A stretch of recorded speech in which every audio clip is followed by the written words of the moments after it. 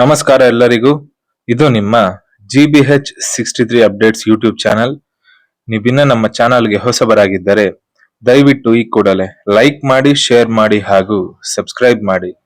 ಬನ್ನಿ ಇವತ್ತಿನ ವಿಡಿಯೋನ ನೋಡೋಣ. ದಾವಣಗೆರೆಯ ಸಂಗೀತ ಪ್ರತಿಭೆಗಳಾದ ಕನಸು ಮತ್ತು ಲಕ್ಷ್ಯ ಅವರ ಮನೆಯಲ್ಲಿ ಇತ್ತೀಚೆಗೆ ಅವರ ತಾಯಿ ವೀಣಾ ಜೊತೆಗೆ ಸೇರಿ ವಿಷ್ಣು ಸಹಸ್ರನಾಮ ಹಾಡಲು ಪ್ರಯತ್ನಿಸಿದ್ದಾರೆ. ದಯಮಾಡಿ ಈ ಬಾಲ ಕಲಾವಿದರನ್ನು ಪ್ರೋತ್ಸಾಹಿಸಿ. ನಿರೂಪಕರು ನಿಮ್ಮ ನಾಕ್ಸಮನ್ TD. ಇದು GBH63 ಅಪ್ಡೇಟ್ಸ್ ಯೂಟ್ಯೂಬ್ ಚಾನಲ್. ದಯವಿಟ್ಟು ಮರೆಯದೆ ನಮ್ಮ ಚಾನಲ್ ಅನ್ನು ಲೈಕ್ ಮಾಡಿ, ಶೇರ್ ಮಾಡಿ ಹಾಗೂ ಸಬ್ಸ್ಕ್ರೈಬ್ ಮಾಡಿ. ಧನ್ಯವಾದಗಳು.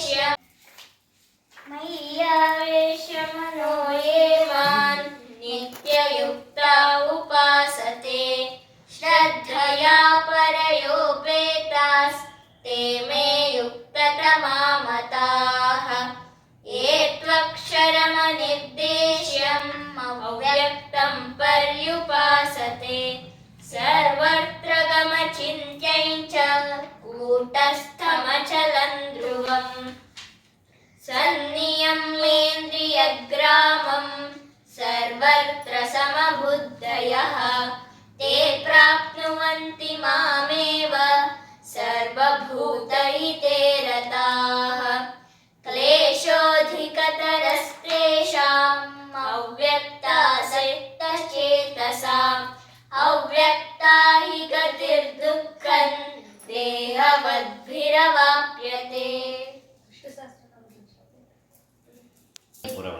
श्रीविष्णुसहस्रनामस्तोत्रम् शान्ताकारं भुजगशयनं पद्मनाभं सुरेशं विश्वाधारं गगनसदृशं मेघवर्णं शुभाङ्गं लक्ष्मीकान्तं कमलनयनं योगिर्भिर्दानगम्यं वन्दे विष्णुं भवभयहरं सर्वलोकैकनाथम्. ॐ श्री परमात्मने नमः. अथ श्री विष्णुसहस्रनामस्तोत्रम्.